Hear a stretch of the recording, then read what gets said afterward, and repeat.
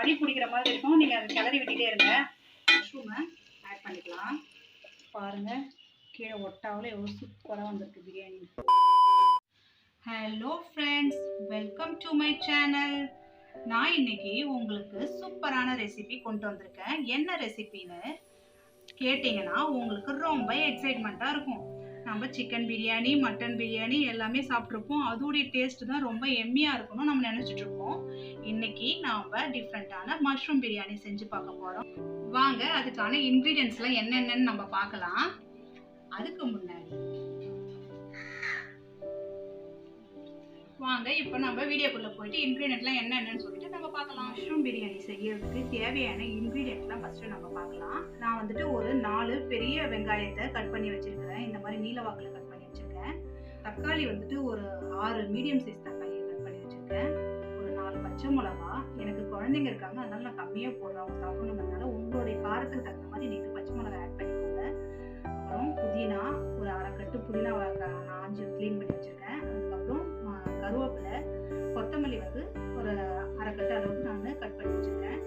மஞ்சள் தூள் வந்து தேவையான அளவு, தனி மிளகாய் தூள் வந்து ஒரு 2 ஸ்பூன் எடுத்து வச்சுருக்கேன். பிரியாணி மசாலா தூள் இது வந்துட்டு நானே வீட்டில் ரெடி பண்ணி அரைச்சி வச்சுருக்கேன். உங்களுக்கு தேவைன்னா சொல்லுங்கள், நான் வந்துட்டு எப்படி பண்ணுறதுன்றது நான் சொல்கிறேன். கரம் மசாலா ஒரு ஸ்பூன் எடுத்து வச்சுருக்கேன். முந்திரி பருப்பு, பட்டை, 2 அன்னாச்சி பூ, பிரியாணி இலை, ஏலக்காய், சோம்பு, தேவையான அளவுக்கு இஞ்சி, பூண்டு. எப்பயுமே வந்துட்டு பிரியாணி செய்யறதுக்கு மட்டும் பூண்டு வந்து அதிகமான அளவு இருக்கணும், இஞ்சி வந்து கொஞ்சம் கம்மியான அளவு இருக்கணும். அப்படி பார்த்தீங்கன்னா 60% வந்துட்டு பூண்டு இருந்துச்சுன்னா 40% வந்து இஞ்சி இருக்கணும். அப்போதான் வந்து பிரியாணி நல்லா இருக்கும். அப்புறம் நம்மளுடைய மெயின் இன்க்ரீடியன்ட் மஷ்ரூமு. நான் வந்துட்டு இந்த மஷ்ரூம் வாங்கி உப்பு, மஞ்சள் தூள் போட்டு நல்லா க்ளீன் பண்ணி அது மேலே இருக்கிறது எல்லாத்தையும் எடுத்துட்டு ஒரு 4-5 தடவை அலசி நான் க்ளீன் பண்ணி வச்சிருக்கேன். இதை நம்ம கட் பண்ணிட்டு பிரியாணியில் சேர்த்துக்கலாம். நாம் இன்னைக்கு மஷ்ரூம் பிரியாணிக்கு வாழைப்பூவில் 65 நான் செஞ்சு காமிக்க போகிறோம். அதுக்கு என்ன தேவையான இன்க்ரீடியன்ட்டுங்கிறத நம்ம பார்க்கலாம். அதுக்கப்புறம் நம்ம எப்படி செய்யணுங்கிறதையும் நான் வந்து உங்களுக்கு பிரியாணி செஞ்சுட்டு இதையும் நான் செஞ்சு காமிச்சிடுறேன். வாழைப்பூ இது மாதிரி இருக்கும் இல்லைங்களா, அதை எடுத்து அதில் ஒரு நரம்பு மாதிரி இருக்கும், அதையும் வந்துட்டு ஒயிட் கலரில் ஒன்று இருக்கும், அதையும் நம்ம எடுத்து போட்டுட்டு எல்லாத்தையும் நான் க்ளீன் பண்ணி வச்சுருக்கேன். இஞ்சி பூண்டு பேஸ்ட்டு, கார்ன்ஃப்ளவர் வந்து ஒரு 2 ஸ்பூன் அளவுக்கு வந்துட்டு கடலை மாவு, மஞ்சள் தூள் வந்து தேவையான அளவுக்கு, கரம் மசாலா தூள், அதுக்கப்புறம் காஷ்மீரி மிளகாய் தூள் வச்சுருக்கேன். நம்ம ஃபஸ்ட்டு வாழைப்பூ 65க்கு எல்லாத்தையும் மசாலாலாம் கலந்து அதை வந்து ஒரு 1/2 மணி நேரம் ஊற வைக்கணும் முன்னாடியே. அதனால நம்ம ஃபஸ்ட்டு அதை கலந்து வச்சிடலாம். கார்ன்ஃப்ளவர் போட்டுக்கோங்க. அப்புறம் எடுத்து வச்சுக்கிற கடலை மாவு, கரம் மசாலா தூள், ஜீரகம் வச்சுருந்தேன் இல்லைங்களா, அதை அப்படியே முழுசாகவே போட்டுக்கோங்க. காஷ்மீரி மிளகாய் தூள் வச்சுருக்கேன். இது காரம் கொஞ்சம் கம்மியாக இருக்கும், கலருக்காக வேண்டிய நான் இதை தான் போடுறேன். அப்புறம் மஞ்சள் தூள் போட்டுக்கோங்க. அதுக்கப்புறம் இஞ்சி பூண்டு 1 ஸ்பூன் போட்டுக்கோங்க. வாழைப்பூவை சேர்த்து தேவையான அளவுக்கு உப்பு போட்டுக்கோங்க. கொஞ்சம் போல தண்ணி ஆட் பண்ணி இது நல்லா பிசைஞ்சிக்கோங்க. கையாலே செஞ்சுக்கோங்க, அப்போ தான் கொஞ்சம் ஈவனாக இருக்கணும். அதுக்கப்புறம் நம்ம எடுத்து வச்சுக்கிற வாழைப்பூவையும் அதில் போட்டுக்கலாம். அதையும் நல்லா கலந்து வச்சுக்கோங்க. அவ்வளோதான். இதை நல்லா ஊறட்டும், நம்ம அதுக்குள்ளே பிரியாணி அடுப்பு பற்ற வச்சு பிரியாணி பாத்திரத்தை வச்சுக்கோங்க. பாத்திரம் சூடானதும் சுத்தமான நாட்டு சேக்கு நல்லெண்ணெய் ஊற்றிக்கோங்க. இப்போ எப்பயுமே வந்துட்டு பிரியாணி செய்யறதுக்கு வந்து 1 கிலோ அரிசிக்கு 200 கிராம் அளவுக்கு நீங்கள் எண்ணெய் ஊற்றுனீங்கன்னா உங்களுக்கு கரெக்டாக இருக்கும். 1/2 கிலோ அரிசி நீங்கள் எடுக்கிறீங்கன்னா 100 கிராம் அளவுக்கு எண்ணெய் ஊற்றணும், உங்களுக்கு கரெக்டாக இருக்கும். கொஞ்சம் போல் நெய் ஊற்றிக்கோங்க.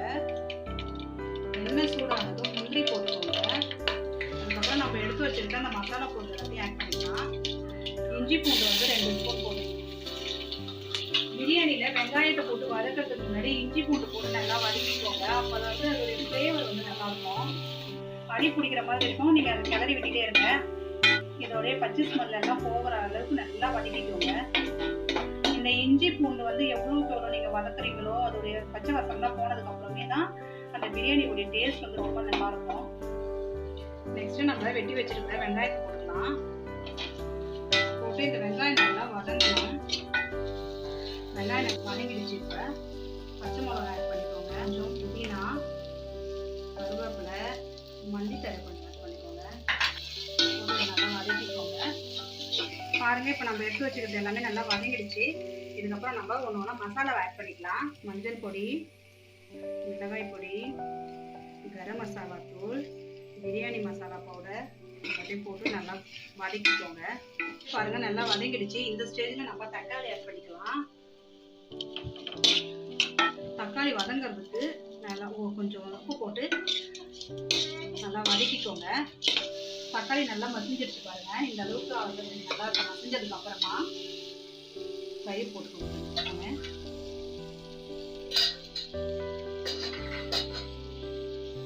போட்டுட்டு இதை நல்லா வதக்கிக்கோங்க. இதுல வந்துட்டு ஒரு 1/2 கிளாஸ் அளவுக்கு தண்ணி ஊற்றிக்கோங்க. இந்த மசாலா எல்லாமே கொஞ்சம் வேகும்.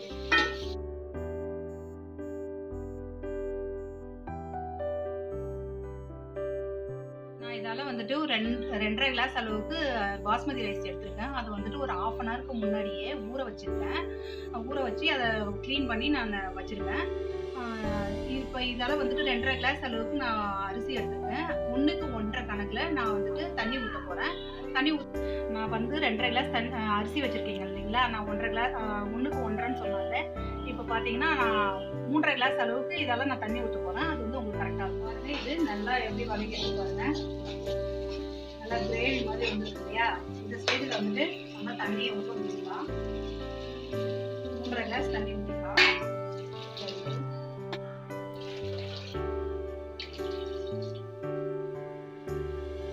தண்ணி ஊற்றிட்டு பிரியாணிக்கு தேவையான அளவுக்கு உப்பு ஆட் பண்ணிக்கோங்க. இதில் ஒரு பிளேட்டை போட்டு மூடிடுங்க. கொதிச்சிடுச்சு. நம்ம எடுத்து வச்சிருக்கிற அரிசியை தண்ணி இல்லாமல் ஸ்ட்ரெயின் பண்ணிக்கோங்க. அரிசி போட்டாச்சு இல்லைங்களா? போட்டுட்டு மீடியம் ஃப்ளேம்ல வச்சுக்கோங்க. பிளேட் போட்டு மூடி வைங்க. மீடியம் ஃப்ளேம்ல வச்சிருங்க. One eternity later. அரிசி பாருங்க, இது கொஞ்சம் நல்லா அரை வேக்காடு நல்லா வெந்துருச்சு. நம்ம ஊற்றின தண்ணியும் கொஞ்சம் ட்ரை ஆயிடுச்சு. இந்த ஸ்டேஜ்ல வந்துட்டு லெமனை வந்து புழிஞ்சு விட்டுக்கலாம். அந்த கொட்டை எல்லாத்தையும் எடுத்துட்டேன். லெமனை புழிஞ்சு விட்டுக்கலாம். புதினா தடவி போட்டுருங்க. கொத்தமல்லி தடவி போட்டுருங்க. போட்டுக்கிட்டு அப்படி லைட்டாக உடையாது, அரிசி உடைஞ்சிரும். அதனால கொஞ்சம் லைட்டாக தடவி விடுங்க. அப்புறம் இது மேலே ஒரு தோசைக்கல் வச்சுக்கோங்க. அது கொஞ்சம் ப்ரீ ஹீட் பண்ணிக்கோங்க. ஒரு 5 மினிட்ஸ் ப்ரீ ஹீட் பண்ணிக்கோங்க. இது ஹீட் ஆயிடுச்சு.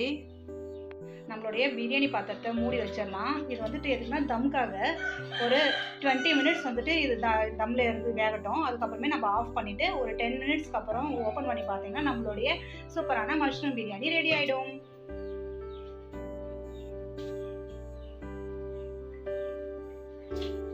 நம்ம அரை மணி நேரத்துக்கு முன்னாடி ஊற வச்சோம் இல்லைங்களா வாழைப்பூ 65க்கு, அதை வந்துட்டு இப்போ பொரிக்கிறதுக்கு தேவையான எண்ணெய் வச்சுருக்கேன் கடாயில். அதை நம்ம பொரிச்சு எடுத்துக்கலாம். எண்ணெய் காஞ்சிடுச்சு. நம்ம இப்போ இந்த வாழைப்பூவை போட்டு வச்சுக்கலாம்.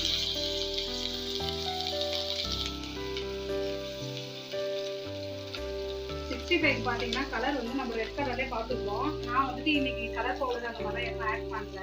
அதனால கொஞ்சம் கலர் கம்மியாக தான் இருக்கும். உங்களுக்கு நீங்கள் தேவைன்னா நீங்கள் கலர் பவுடர் ஆட் பண்ணுறதுனால ஆட் பண்ணிக்கலாம்.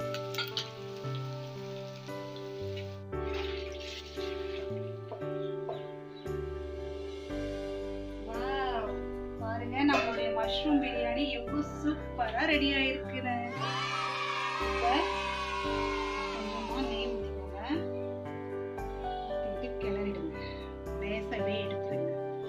பாருங்க, கீழே ஒட்டாவில் எவ்வளவு சூப்பரா வந்துருக்கு பிரியாணி.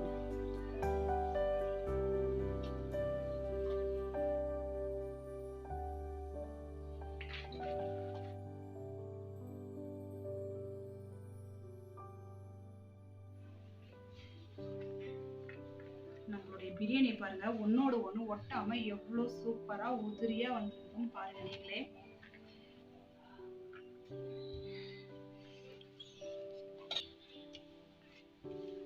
நம்மளுடைய வாழைப்பூ 65, ஆனியன் ரைத்தா, நம்மளோட சுவையான சூப்பரான மஷ்ரூம் பிரியாணி ரெடி ஆயிடுச்சு. நீங்களும் இதே மாதிரி வீட்டில் செஞ்சு சாப்பிட்டு எப்படி இருந்துச்சுன்னு எங்களுக்கு கமெண்ட் பண்ணுங்க. இந்த வீடியோ உங்களுக்கு பிடிச்சிருந்துச்சுன்னா லைக் பண்ணுங்க, ஷேர் பண்ணுங்க, சப்ஸ்கிரைப் பண்ணுங்க. மறக்காம பக்கத்துல இருக்கிற பெல் ஐக்கானையும் கிளிக் பண்ணுங்க. அப்பதான் நான் போடுற வீடியோஸ் எல்லாமே நோட்டிபிகேஷனா உங்களுக்கு வரும். தேங்க்ஸ் ஃபார் வாட்சிங் த வீடியோ.